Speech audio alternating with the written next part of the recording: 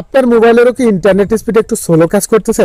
তাহলে শুধুমাত্র আপনার ফোনে একটি সেটিং করুন, আপনার ফোনের ইন্টারনেট স্পিড হয়ে যাবে তুফানের মতো ফাস্ট। কিভাবে এই সেটিংটি করবেন চলুন সেটাই আপনাদেরকে দেখিয়ে দিচ্ছি। তার আগে আমার আইডিটাকে ফলো দিয়ে রাখতে পারেন।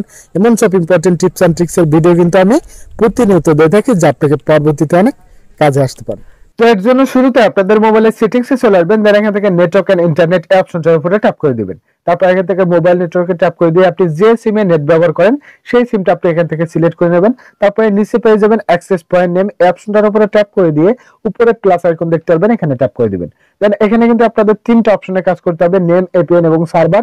সো আপনারা এখান থেকে নেমে গিয়ে প্রথমে লিখবেন আই লিখে ওকে করে দিবেন।